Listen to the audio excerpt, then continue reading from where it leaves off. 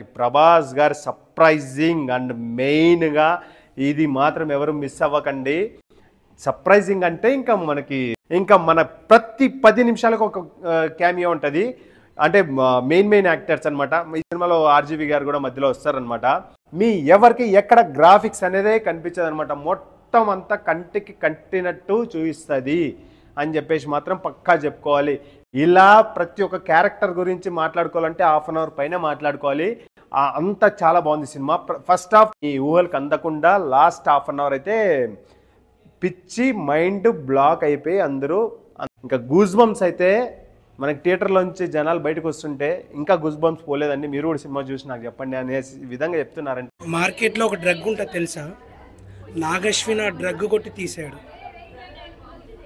ఒక్క నిమిషం, goose bumps ఇప్పుడే దిగినాయి, నువ్వు వెళ్ళి చూడు, వచ్చి నాకు రివ్యూ చెప్పు. నువ్వు మీకు ఎలా ఉంటుందో ఇంకా మీరు అర్థం చేసుకోవచ్చు అనమాట. సినిమా చింపేశారు. ఈ స్పాయిలర్ చెప్పేస్తున్నాం కదా, స్పాయిలర్ నేను చెప్పకపోయినా ఎవడోడు చెప్తాడు. ఈ స్పాయిలర్ అయితే పక్కా చెప్పాల్సిందే. స్పాయిలర్లో అన్ని కనెక్టివిటీ కోసం మీరు పక్కా చూడాల్సిందే సినిమా. ఎందుకంటే ఈ సినిమా చూడకపోతే మాత్రం చాలా మిస్ అవుతారు. అదైతే పక్కా భూప్రపంచంలోనే అదిరిపోయే విధంగా సినిమా అయితే తీశారు నాగార్జున గారు. ఇదైతే రాసి పెట్టుకోండి. ఎన్ని వేల కోట్లు కొడుతుందో మనకైతే చెప్పలేము, అంచనా కూడా లేకుండా కొడుతుంది. No limit for this cinema. కల్కి 2898 AD ఇదైతే పక్కా చెప్పుకోగలము. అశ్వత్థామగా మన అమితాబ్ బచ్చన్ గారు సూపర్. అసలు ఓటమే ఎరగని ఆ డైలాగ్స్ చెప్తుంటే మాత్రము ఎందుకు ఎలా చెప్తున్నారు ఏంటి అనేసి చూస్తే మాత్రం లాస్ట్లో ప్రతి దానికి మీనింగ్ తగ్గుతుంది. ప్రతి ఒక్కరు వెళ్ళి చూడండి. అండ్ సినిమా ఎక్కడా కూడా ఏ నెగిటివ్స్ లేవన్నమాట. ప్రతి ఒక్కరు వచ్చిన థియేటర్ నుంచి బయటకు వచ్చిన ప్రతి ఒక్కరు లండన్లో చాలా బాగుంది ర్యాంప్ కేసీపీడీనే అంటున్నారు. అంటే అర్థం చేసుకోండి మీరు ఎలా ఉండబోతుందో. హాయ్ హలో వెల్కమ్ టు మనోడు యూట్యూబ్ ఛానల్. ఈరోజు మనం చూసాం కల్కి సినిమా. కల్కి 2898 AD ఎలా ఉందని ఇట్లా ర్యాంప్ అని చెప్పుకోవచ్చు. అంత చాలా బాగా చూపించారు. ప్రతి ఒక్కరు వెళ్ళి చూడండి. అంటే భూప్రపంచమే అదిరిపోయే విధంగా నాగశ్విన్ గారు తీశారనమాట. ఈ సినిమాలో ప్రభాస్ గారు, బుజ్జి ఈ రెండు కాంబినేషన్, మన అశ్వత్థామ, మన అమితాబ్ బచ్చన్ గారు వాళ్ళ చూపించిన క్యారెక్టరైజేషన్ అండ్ మహాభారతం నుంచి ఎలా స్టోరీ మొదలవుతుంది, ఈ మొత్తం అంతా సినిమా మనకి కళ్ళకి కట్టినట్టు. ఎక్కడా కూడా గ్రాఫిక్స్ అనేది మనకి కనిపించకుండా, అసలు ఇంత గ్రాఫిక్స్ వాడి ఇంత టెక్నాలజీ వాడి అప్పుడు మహాభారతంలోది మనకు చూపించి మనల్ని ఎలా కన్విన్స్ చేయాలి నాగార్జున గారు, ఇవన్నీ ఒక అద్భుతంగా చూపించారనమాట. ఈ సినిమా హాలీవుడ్ వాళ్ళు చూస్తే మాత్రం భయంకరంగా నచ్చేస్తుంది. వాళ్ళకి కూడా అంత భయంకరంగా ఉందన్నమాట. ప్రభాస్ కెరియర్లోనే అంచెలుగా ఇది ఒక ఎన్ని వేల కోట్లు కొడుతుందో కూడా సినిమా చెప్పేక అవ్వదనమాట. అంత చాలా బాగుంది సినిమా. ఇంకా ఈ సినిమా స్టోరీలోకి వెళ్తే మాత్రం మనం అందరూ ఊహించిన విధంగానే మెయిన్గా అశ్వత్థామగా అయితే ఒక హైలైట్గా చూపించారు. అబ్బా నాగేశ్వర గారు అలా ఎలా చూపించారు. ఎందుకంటే అమితాబ్ బచ్చన్ గారు 8 feet ఉంటే వీళ్ళందరూ చూపించిన విధానం కానీ, ప్రభాస్ అండ్ మన అశ్వత్థామ అమితాబ్ బచ్చన్ గారికి ఫైట్ సీన్స్ ఉంటాయి. అది వేరే లెవెల్ అనమాట. మనకి ఇంకా ఏ హాలీవుడ్ సినిమాలోనూ ఇంత భయంకరంగా చూసినాం అనమాట. ఇంకా బుజ్జితో వచ్చే లాస్ట్ ఫైట్ సీన్ అయితే ఇంకా మీరు ఎవరు కూడా చెప్తున్నా ఎక్స్పెక్టేషన్స్కి ఎవరు రీచ్ అవ్వకుండా అనే విధంగా తీశారు. ఇంకా మనకి సినిమా లోపలికి స్టోరీ లోపలికి వెళ్తే మనం ఒక్కొక్కరి గురించి చెప్పుకోవాలంటే 10 నిమిషాలు చెప్పుకోవాల్సి వస్తుంది.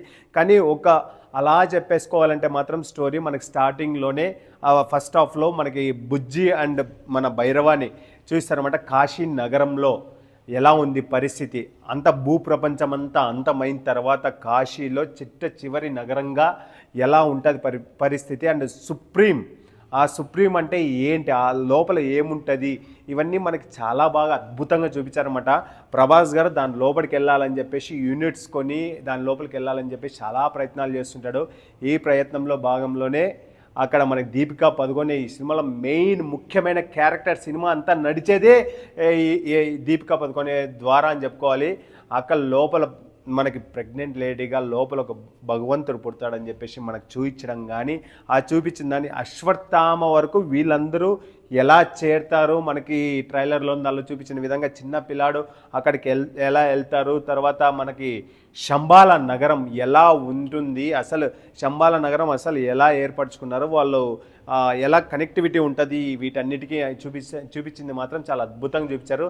లాస్ట్లో సుప్రీం అక్కడికి వెళ్ళిన తర్వాత ఇంకా అన్నీ చెప్పిన తర్వాత మన కమల్ హాసన్ గురించి చెప్పాల్సిందే. లాస్ట్ సీన్లో లేట్గా అయినా చాలా లేటెస్ట్గా చూపించారనమాట నాగార్జున గారు. మన కమల్ హాసన్ గారు అబ్బా ఇక్కడ ఎలా రథచక్రాలు వస్తున్నాయి, జగన్నాథ రథచక్రాలు వస్తున్నాయని చెప్పేసి మనకి ఇంకా బ్రహ్మాస్త్రమైన ఇలా బాణాన్ని ఎత్తి ఎలా ఉండబోతుంది మనకి కల్కి పార్ట్ 2 అనేది మనకి ఇంకా అప్డేట్స్ చూపిస్తారనమాట. అది ఇంకా మీ ఎక్స్పెక్టేషన్స్కి బియాండ్ అనమాట. ఇప్పుడున్న చిన్న పిల్లల దగ్గర నుంచి ఇక్కడ యూకేలో కానీ అమెరికాలో ఉన్న హాలీవుడ్ వాళ్ళు కూడా ఈ సినిమా చూసి మన మహాభారతం గురించి తెలుసుకుంటారు. అందులోనూ ఏముంటుంది, మనకి ప్రపంచంలోనే భూప్రపంచంలోనే 5 మంది చిరంజీవులుగా ఉన్నారు. దాంట్లో ఒక అశ్వత్థామ అండ్ మనకి ప్రభాస్ గారు సర్ప్రైజింగ్ అండ్ మెయిన్గా ఇది మాత్రం ఎవరు మిస్ అవ్వకండి. సర్ప్రైజింగ్ అంటే ఇంకా మనకి కర్ణుడుగా ప్రభాస్ గారిని చూపించారంటే మీరు అర్థం చేసుకోవచ్చు ఏ రేంజ్లో చూపించుంటారో అని చెప్పేసి. ఇంకా మన ప్రతి 10 నిమిషాలకు ఒక క్యామియో ఉంటుంది. అంటే మెయిన్ యాక్టర్స్ అనమాట. ఈ సినిమాలో ఆర్జీవి గారు కూడా మధ్యలో వస్తారనమాట. అలా బాగుంటుందని చెప్పేసి మనకి డైరెక్టర్ గారు తెచ్చినట్టున్నారు. ఇంకా రాజేంద్ర ప్రసాద్ గారు అయితే, దల్కర్ సల్మాన్ అయితే ఏంటి, మృణాల్ అయితే ఏంటి, వీళ్ళందరితో కాంబినేషన్లో మన కరెక్ట్ అయిన క్యారెక్టర్స్. నాగార్జున గారు అంటేనే ఒక ఇంకా రాజమౌళి రేంజ్లో తీశారని చెప్పాలి అంటే మీకు ఇంకా అర్థం చేసుకోండి సినిమా ఏ రేంజ్లో ఉంటారో. మీరు ప్రతి ఒక్కరు చూడాల్సిందే సినిమా. మనకి ఇంకా ఇప్పుడు ఈ టెక్నాలజీతో మనకి ఎలా చూపించారు అనేసి ఒక క్వశ్చన్ రావచ్చు, కానీ సినిమా చెప్తున్నా కదా మీ ఎవరికి ఎక్కడ గ్రాఫిక్స్ అనేదే కనిపించదు అనమాట. మొత్తం అంతా కంటికి కట్టినట్టు చూపిస్తుంది అని చెప్పేసి మాత్రం పక్కా చెప్పుకోవాలి. మెయిన్గా ఈ సినిమాలో మనం చెప్పుకోవాలంటే బుజ్జి అండ్ భైరవ గురించి 1/2 అవర్ వదిలేరు కదా మనకి. ఇలా ప్రతి ఒక్క క్యారెక్టర్ గురించి మాట్లాడుకోవాలంటే 1/2 అవర్ పైన మాట్లాడుకోవాలి. అంతా చాలా బాగుంది cinema.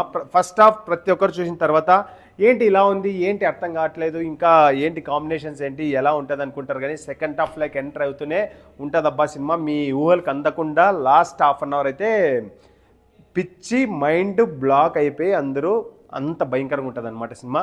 Go and watch everyone. ఈ సినిమా అయితే నాగార్జున గారి కెరియర్లోను మన ప్రభాస్ గారి కెరియర్లోను ది బిగ్గెస్ట్ హిట్ అని చెప్పేసి చెప్పుకోవాలి. అంటే సినిమాలకి అతీతంగా మనకి ఇది అనేది ఉంటుంది. ఎందుకంటే మన మహాభారతం గురించి ఫ్యూచర్ డీకోడ్ చేస్తే ఎలా ఉండబోతోంది, నిజంగా కల్కి భగవాన్ పుడుతున్నాడా, అలా ఉంటుందా అనే ఆలోచనతో తీసింది మాత్రం చాలా అద్భుతంగా తీశారు. ప్రతి ఒక్కరు వెళ్ళి చూడదగిన సినిమా అయితే పక్కా చెప్పుకోగలుగుతున్నా. ఇంకా గూస్ బంప్స్ అయితే మనకి థియేటర్లోంచి జనాలు బయటకు వస్తుంటే ఇంకా గూస్ బంప్స్ పోలేదండి. మీరు కూడా సినిమా చూసి నాకు చెప్పండి అనే విధంగా చెప్తున్నారంటే మీకు ఎలా ఉంటుందో ఇంకా మీరు అర్థం చేసుకోవచ్చు అనమాట. సినిమా చింపేశారు. ప్రతి ఒక్కరు క్యామియో బాగుంది. ప్రభాస్ గారు ఏంది స్పాయిలర్ చెప్పేస్తున్నాం కదా, స్పాయిలర్ నేను చెప్పకపోయినా ఎవడోడు చెప్తాడు. ఈ స్పాయిలర్ పక్కా చెప్పాల్సిందే స్పాయిలర్లో. ఎందుకంటే ప్రభాస్ మన కర్ణుడిగా ఎప్పుడు ఎలా చూపిస్తారు, ఏంటి అసలు స్టోరీ ఏంటి అనేసి మీకు భైరవగా మళ్ళీ ప్రభాస్ ఏంటి, ఇవన్నీ కనెక్టివిటీ కోసం మీరు పక్కా చూడాల్సిందే సినిమా. ఎందుకంటే ఈ సినిమా చూడకపోతే మాత్రం చాలా మిస్ అవుతారు. అదైతే పక్కా. భూప్రపంచంలోనే అదిరిపోయే విధంగా సినిమా అయితే తీశారు నాగార్జున గారు. ఇదైతే రాసి పెట్టుకోండి. ఎన్ని వేల కోట్లు కొడుతుందో మనకైతే చెప్పలేము, అంచనా కూడా లేకుండా కొడుతుంది. No limit for this cinema కల్కి 2898 AD. ఇదైతే పక్కా చెప్పుకోగలము. మ్యూజిక్ అయితే ఏంటి, డైరెక్షన్ లెవెల్స్ అయితే ఏంటి, బ్యాక్గ్రౌండ్ అయితే ఏంటి, వాళ్ళు చూపించిన విధానం అయితే ఏంటి, సినిమాటోగ్రఫీ అయితే ఏంటి, ప్రతి ఒక్కటి నాగార్జున గారి నుంచి మనం పెద్దగా నేను చెప్పాల్సిన అవసరం లేదు. ఎందుకంటే ఆయన తోపు అని చెప్పేసి అందరికీ తెలుసు.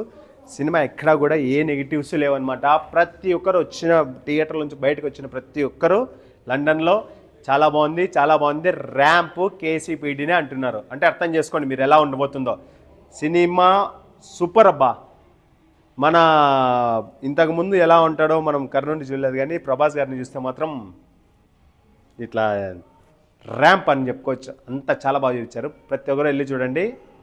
అశ్వత్థామగా మన అమితాబ్ బచ్చన్ గారు సూపర్, ప్రభాస్గా భైరవ అండ్ అసలు ఓటమే ఎరగని ఆ డైలాగ్స్ చెప్తుంటే మాత్రము ఎందుకు ఎలా చెప్తున్నారు ఏంటి అనేసి చూస్తే మాత్రం లాస్ట్లో ప్రతి దానికి మీనింగ్ తగ్గుతుంది. ప్రతి ఒక్కరు వెళ్ళి చూడండి. అండ్ మీ అభిప్రాయాన్ని ఈ రివ్యూ చూసిన తర్వాత సినిమాకి వెళ్ళి వచ్చిన తర్వాత కూడా చూసి కామెంట్ రూపంలో తెలియజేయండి. And thank you all. Please subscribe our channel, మన ఛానల్ మనోడు ఛానల్. Thank you all.